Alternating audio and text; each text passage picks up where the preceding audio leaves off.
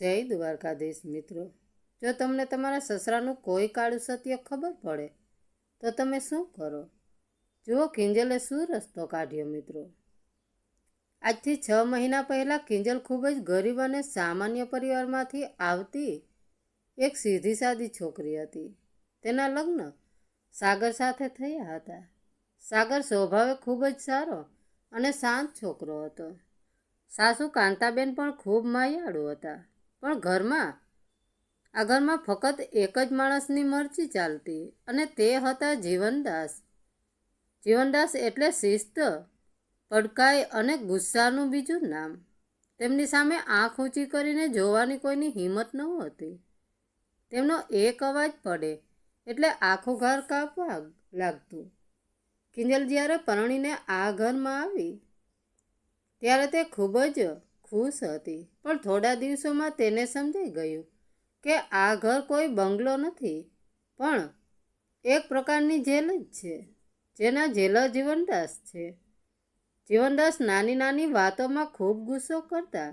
એક દિવસ સવારે કિંજલથી ચામાં થોડી ખાણ ઓછી પડી ગઈ તો જીવનદાસે આખું ઘર માથે લીધું. તેમણે કિંજલને એટલું ખરાબ સંભળાવ્યું કે બિચારી કિંજલ આખો દિવસ પોતાના રૂમમાં બેસીને રડતી રહી. સાગર બધું જોતો હતો, પણ પિતાના ડરથી એ એક શબ્દ પણ ન બોલી શક્યો. કિંજલને લાગ્યું કે તેનું આખું જીવન હવે આ ડરમાં જ પસાર થશે. તે ચૂપચાપ બધું સહન કરતી રહી.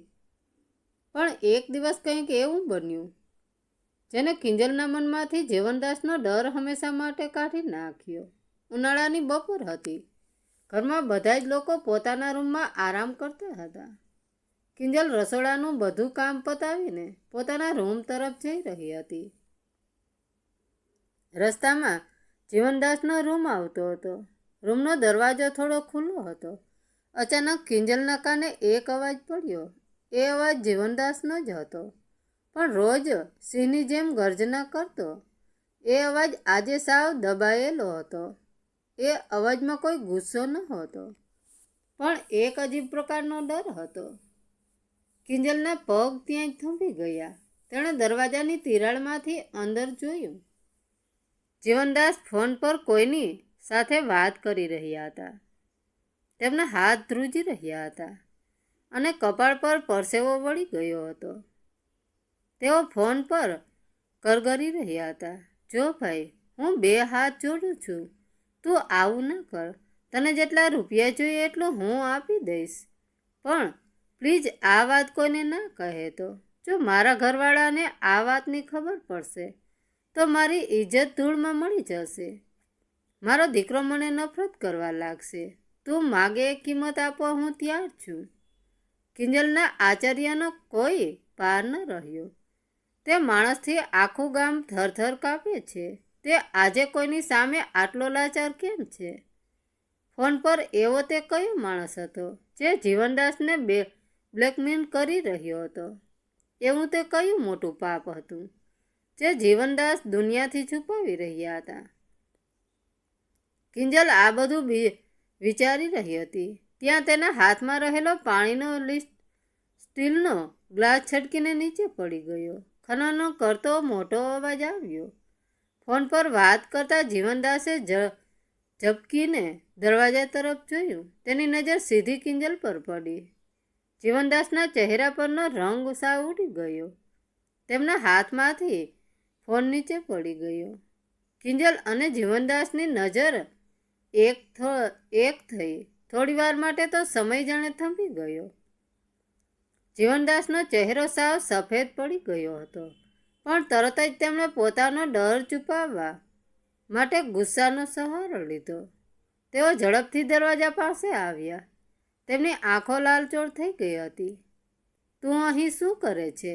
દરવાજા પાછળ ઊભા રહીને કોઈની છુપી વાતો સાંભળવાની તને બહુ ખરાબ આદત પડી ગઈ છે. જીવનદાસે એટલા મોટા અવાજે રાડ પાડી કે કિંજલ ત્યાં ધ્રુજી ગઈ. તેણે રડતા રડતા નીચું જઈને કહ્યું, બાપુજી, હું તો રસોડાનું કામ પતાવીને મારા રૂમમાં જતી હતી. ગ્લાસ ફૂલથી હાથમાંથી છટકી ગયો. જીવનદાસે ગુસ્સાથી કહ્યું, જા અહીંથી, અને હવે પછી મારા રૂમની આસપાસ દેખાતી નહીં.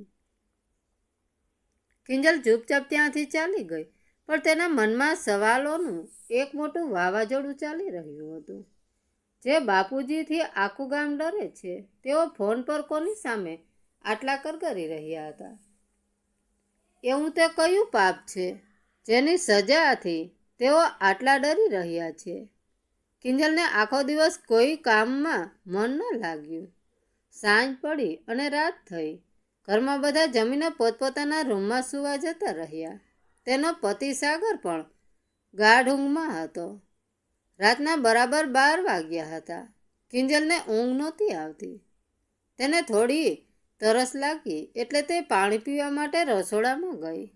ત્યારે અચાનક તેની નજર ઘરના મુખ્ય દરવાજા પર પડી. જીવનદાસ સાવ ધીમા પગલે, કોઈને ખબર ન પડે એવી રીતે દરવાજો ખોલીને બહાર જઈ રહ્યા હતા. તેમણે કાળા કલરના કપડાં પહેર્યા હતા અને તેમના હાથમાં એક મોટી કાળી બેગ હતી. કિંજલને ખૂબ જ નવાઈ લાગી. આટલી મોડી રાત્રે બાપુજી આ બેગ લઈને કયા જતા હશે?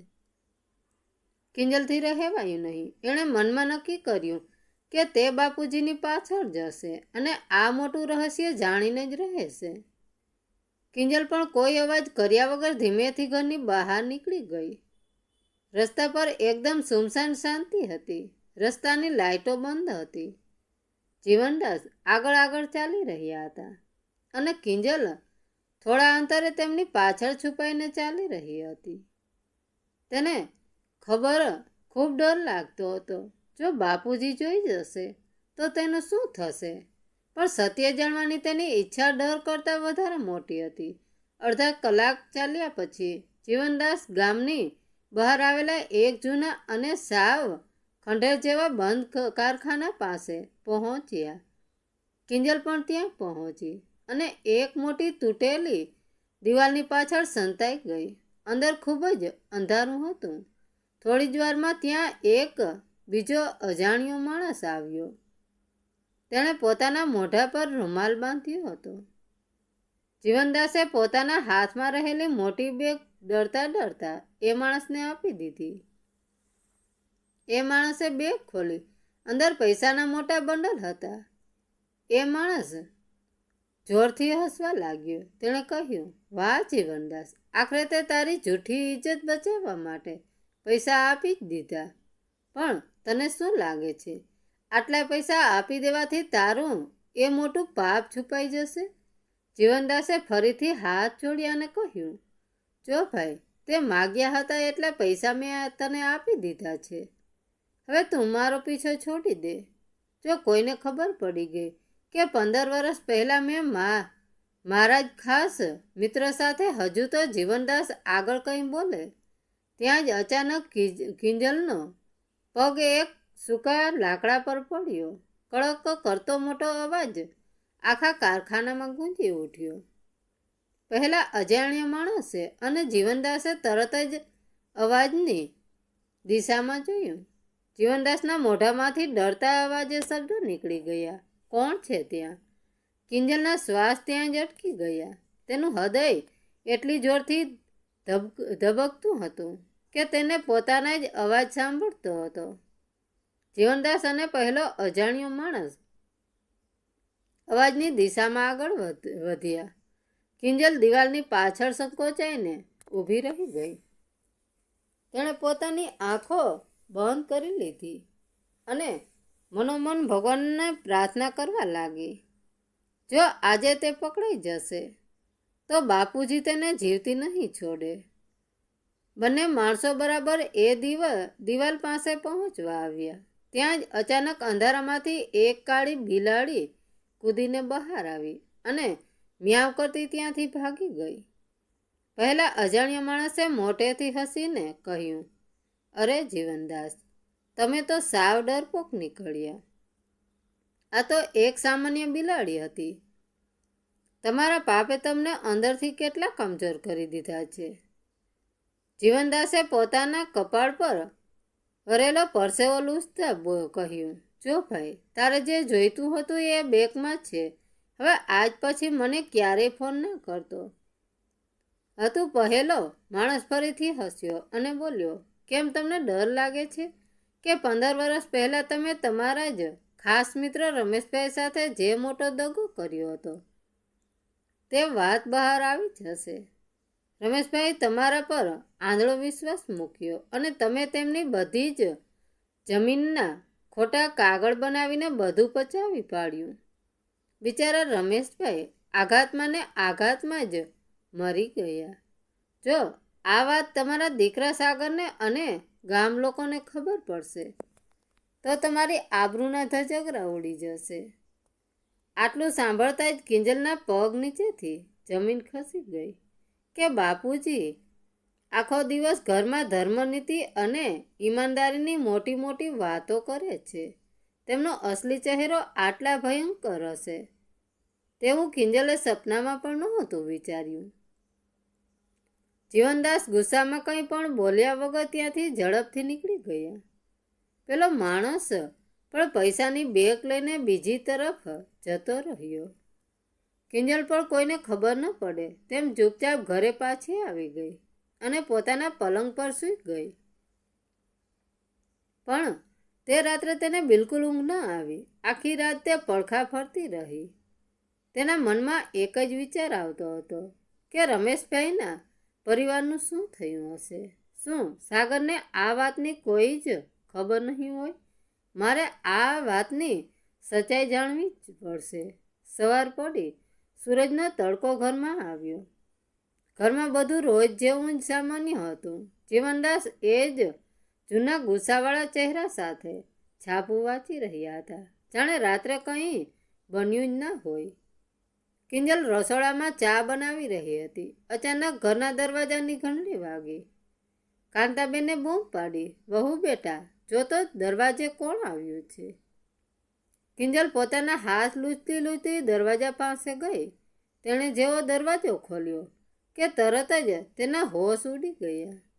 સામે જે માણસ ઊભો હતો તેને જોઈને કિંજલ એટલી ગભરાઈ ગઈ કે તેવે ડગલા પાછળ ખસી ગઈ. આ માણસ બીજું કોઈ નહીં પણ એ જ અજાણ્યો માણસ હતો જે રાત્રે કારખાનામાં બાપુજીને ધમકાવી રહ્યો હતો. પણ અત્યારે તેના મોઢા પર કોઈ રૂમાલ બાંધેલો ન હતો અને તેણે ખૂબ જ સારા કપડાં પહેર્યા હતા. ત્યાં જ પાછળથી સાગર આવ્યો અને એ માણસને જોઈને ખૂબ ખુશ થઈ ગયો. સાગરે તેને ભેટીને કહ્યું, અરે મિત્ર, તું કેટલા વર્ષો પછી આપણા ઘરે આવ્યો છે. આવ અંદર આવ. કિંજલ દરવાજા પાસે સાવજળ થઈને ઊભી હતી. તેના મગજમાં જાણે કોઈએ હથોડો માર્યો હોય એવું તેને લાગતું હતું. રાત્રે જે માણસ અંધારામાં બાપુજીને ધમકાવીને પૈસાની બેગ લઈ ગયો હતો એ જ માણસ અત્યારે થોડા દિવસે તેના ઘરના ડ્રોઈંગ રૂમમાં સોફા પર બેઠો હતો. અને તેનાથી પણ મોટી નવાઈની વાત એ હતી કે સાગર તેને ખૂબ જ પ્રેમથી મળી રહ્યો હતો. આ બધું શું થઈ રહ્યું છે? કિંજલને કશું સમજાતું નહોતું. સાગરે કિંજલને બૂમ પાડી, કિંજલ અહીં આવ. આ મારો બાળપણનો સૌથી ખાસ મિત્ર વિક્રમ છે. તે વર્ષો પહેલાં ગામ છોડીને શહેરમાં જતો રહ્યો હતો. આજે આટલા વર્ષો પાછો આવ્યો છે. જા જલ્દીથી 2 કપ સરસ મજાની ચા બનાવી લાવ. કિંજલ ધ્રુજતા પગે રસોડા તરફ ગઈ. ત્યાં જ સામેથી જીવનદાસ છાપું લઈને બહાર આવ્યા. સાગરે ખુશીથી કહ્યું, બાપુજી જુઓ કોણ આવ્યું છે. મારો મિત્ર વિક્રમ. જીવનદાસને જેવી વિક્રમ સામે નજર કરી કે તરત જ તેમના હાથમાંથી ચાપુ નીચે પડી ગયું. તેમના ચહેરા ઉપરનો રંગ સાવ ઉડી ગયો. તેમને પોતાની આંખો પર વિશ્વાસ નહોતો આવતો. જે માણસને રાત્રે પૈસા આપીને તેમને છુટકારો મેળવ્યો હતો એ માણસ સીધો તેમના ઘરમાં આવી ગયો હતો. જીવનદાસના પગ ધ્રુજવા લાગ્યા. વિક્રમ ઊભો થયો અને હસીને બોલ્યો, કેમ છો બાપુજી? મને ઓળખ્યો કે નહીં? હું વિક્રમ, રમેશભાઈનો દીકરો. રમેશભાઈનો દીકરો આ શબ્દો સાંભળીને રસોડામાં ચા બનાવતી કિંજલ ચોંકી ગઈ. તેને રાતની બધી વાત યાદે આવી ગઈ. એટલે કે વિક્રમ એ જ રમેશભાઈનો દીકરો છે, જેની બધી જમીન જીવનદાસે દગો કરીને પચાવી પાડી. જીવનદાસના ગળામાંથી અવાજ નહોતો નીકળતો. તેણે પરાણે હોઠ પર ખોટું શ્રીમત લાવીને કહ્યું, હા બેટા, આવો બેસ વિક્રમ સોફા પર. વિક્રમ સોફા પર બેઠો અને જીવનદાસની સામે જોઈને એવી રીતે વાતો કરવા લાગ્યો જેમાં બે અર્થ છુપાયેલા હતા. વિક્રમે કહ્યું, બાપુજી, તમે તો જરાય બદલાયા નથી. તમારો સારો સ્વભાવ અને તમારી ઈમાનદારી હજુ એવા જ છે. હું હવે આ ગામમાં જ રહેવાનો છું અને સાગર સાથે મળીને નવો વેપાર કરવાનો છું. વેપારની વાત સાંભળીને જીવનદાસ પરસેવે રેબઝેબ થઈ ગયા. થોડી વાર પછી સાગર કોઈ કામ માટે બહાર ગયો. ઘરમાં આવે ફક્ત જીવનદાસ, વિક્રમ અને રસોડામાં કિંજલ હતા. સાગરના ગયા પછી વિક્રમનો અવાજ બદલાઈ ગયો. તેણે જીવનદાસની નજીક જઈને ધીમા પણ કડક અવાજે કહ્યું, બાપુજી, તમને શું લાગ્યું? થોડાક પૈસા આપી દેશો એટલે હું મારા બાપની મોતનો બદલો ભૂલી જઈશ? ના, મારે તો મારી એ આખી જમીન પાછી જોઈએ છે, જે તમે દગાથી પડાવી લીધી છે. જો સાંજ સુધીમાં જમીનના કાગળ મારા નામે નહીં થાય તો હું સાગરને અને આખા ગામને તમારા પાપનો પુરાવો આપી દઈશ. પછી જોજો તમારી આબરૂ કેવી ધૂળમાં મળે છે.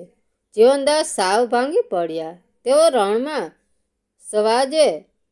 અવાજે કરગરવા લાગ્યા, બેટા, આવું ના કર. મારી આબરૂ વહી જશે.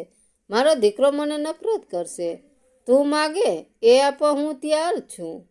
આ બધું રસોડાના દરવાજે ઊભી કિંજલ સાંભળી રહી હતી. અચાનક વિક્રમની નજર રસોડા તરફ ગઈ અને તેણે કિંજલને ત્યાં ઊભેલી જોઈ લીધી. વિક્રમ સમજી ગયો કે આ વહુએ એ બધું જ સાંભળી લીધું છે. તેણે જીવનદાસ સામે જોઈને એક શેતાની શ્રીમત કર્યો અને કહ્યું, બાપુજી, લાગે છે કે તમારી વહુ પણ બધું જાણી ગઈ છે. હવે તો તમારું રહસ્ય આ ઘરમાં જ ખુલ્લું પડી ગયું છે. આટલું કહીને વિક્રમ ત્યાંથી હસતો હસતો બહાર નીકળી ગયો. જીવનદાસ ધીમેથી પાછળ ફર્યા. તેમની નજર કિંજલ પર પડી, જે સસરા આખા ઘરને પોતાના ડરમાં રાખતા હતા. આજે તેમની ચોરી પકડાઈ ગઈ હતી, અને એ પણ કોની સામે? પોતાના દીકરાની વહુ સામે. વિક્રમ ઘરની બહાર ગયો અને ડ્રોઈંગ રૂમમાં એકદમ સ્મશાન જેવી શાંતિ છવાઈ ગઈ. ઘરમાં ફક્ત બે જ વ્યક્તિ હતા, જીવનદાસ અને કિંજલ. કિંજલ હજુ પણ રસોડાના દરવાજે જડ થઈને ઊભી હતી. તેના હૃદયના ધબકારા એટલા વધી ગયા હતા કે તેને પોતાનો જ અવાજ સંભળાઈ રહ્યો હતો. કિંજલને ડર હતો કે હવે બાપુજી તેના પર ખૂબ ગુસ્સે કરશે, કદાચ તેને મારશે અથવા કોઈને કંઈ પણ ન કહેવા માટે મોટી ધમકી આવશે. પણ આગળ જે બન્યું તે જોઈને કિંજલની આંખો ફાટી ગઈ. જીવનદાસ પગ ધ્રુજી રહ્યા હતા. તેમના ચહેરા ઉપરનો એ કડક અવાજ, એ ગુસ્સો ને એ મોટો અહંકાર જાણે હવામાં કંઈક ગાયબ થઈ ગયો હતો. તેઓ સીધા ધીમા પગલે કિંજલની પાસે આવ્યા. અચાનક તેના પગ જમીન પર ઢળી ગયા. હા, આખા ગામને પોતાના નામથી ડરાવનાર જીવનદાસ આજે પોતાની જ વહુ કિંજલની સામે ઘૂંટણીએ પડી ગયા હતા. તેમણે પોતાના બંને હાથ કિંજલની સામે દોડ્યા અને એક નાના બાળકની જેમ ધ્રુસકે ને ધ્રુસકે રડવા લાગ્યા. બેટા કિંજલ, મને માફ કરી દે. જીવનદાસ રડતા રડતા અને ધ્રુજતા અવાજે બોલ્યા, હા, મેં ખૂબ મોટું પાપ કર્યું છે. 15 વર્ષ પહેલાં મેં પૈસાની લાલચમાં આવીને મારા જ ખાસ મિત્ર રમેશ સાથે મોટો દગો કર્યો હતો. મેં તેની બધી જમીન ખોટા કાગળિયો બનાવીને પડાવી લીધી. પણ બેટા, હું બંને હાથ જોડું છું. આ વાત તો તું સાગરને કે તારા સાસુને ક્યારેય ન કહી હતી. જો સાગરને ખબર પડશે કે તેનો બાપ એક ચોર અને દગાખોર છે તો એ મારું મોઢું પણ નહીં જુએ. મારી આખી જિંદગીની આબરૂ ધૂળમાં મળી જશે. મને બચાવી લે બેટા. કિંજલ આ દ્રશ્ય જોઈને સાવસૂન થઈ ગઈ. તેને સમજાતું નહોતું કે તે શું બોલે અને શું કરે. જે માણસે તેને રોજ મેળા મારીને રડાવી હતી, જેની સામે તે ક્યારેય આંખ ઊંચી કરીને કોઈ જોઈ શકતી નહોતી, તે સસરા આજે તેની સામે ભીખ માંગી રહ્યા હતા. કિંજલ ઈચ્છે તો આજે પોતાના બધા અપમાનનો બદલો લઈ શકત, પણ તે ખૂબ જ સમજદાર અને સંસ્કારી છોકરી હતી. તેના મનમાં કોઈ કડવાશ નહોતી. તેણે તરત જ આગળ વધીને પોતાના સસરાના હાથ પકડ્યા અને તેમને ઊભા કર્યા. કિંજલે ખૂબ જ શાંતિથી પણ મક્કમ અવાજે કહ્યું, બાપુજી, તમે મારા વડીલ છો. તમે મારી સામે હાથ ના જોડો, પણ તમે જે કર્યું તે ખૂબ ખોટું છે. વિક્રમ સાચો છે. તમે તેમની જમીન પડાવી લીધી અને તેના પિતાનો જીવ ગયો. હવે તમે એને થોડા પૈસા આપીને આ પાપ કાયમ માટે છુપાવી નહીં શકો. વિક્રમ તમને આખી જિંદગી બ્લેકમેલ કરતો રહેશે અને એક દિવસ તો સાગરને આ વાતની ખબર પડી જ જશે. જૂઠ ક્યારેય લાંબો સમય નથી ટકતું. જીવનદાસે ગભરાઈને પૂછ્યું, તો હવે શું કરું? જો હું જમીન પાછી આપીશ તો સાગર પૂછશે કે આ જમીન કેમ આપી દીધી. હું સાવ ફસાઈ ગયો છું. કિંજલે થોડીવાર વિચાર કર્યો. તેણે કહ્યું, બાપુજી, સાગરને વિક્રમ પાસેથી કે ગામ લોકો પાસેથી ખબર પડે એના કરતાં સારું છે કે તમે જાતે જ હિંમત કરીને તેને બધી વાત સાચી કહી દો. જો તમે સાચા મનથી તમારી ભૂલ સ્વીકારી લેશો તો મને વિશ્વાસ છે કે સાગર તમને ચોક્કસ માફ કરી દેશે અને આપણે વિક્રમની જમીન તેને પાછી આપી દઈશું. આ એક જ રસ્તો છે તમારી ભૂલ સુધારવાનો અને આ પરિવારને તૂટતા બચાવવાનો. જીવનદાસને કિંજલની વાત સાચી લાગી, પણ સાગરનો સામનો કરવાની તેમની હિંમત બિલકુલ નહોતી. તેઓ કંઈ બોલવા જતા હતા ત્યાં જ ઘરનો મુખ્ય દરવાજો ખુલ્યો અને સાગર અંદર આવ્યો.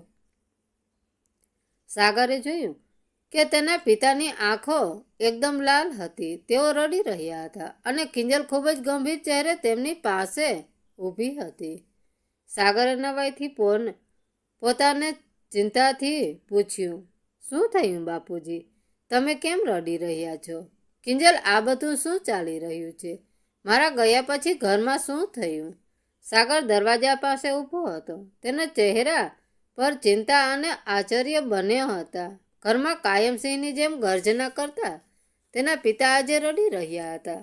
સાગરે ફરીથી પૂછ્યું, બાપુજી, તમે કેમ રડી રહ્યા છો? કોઈએ કંઈ કહ્યું છે તમને?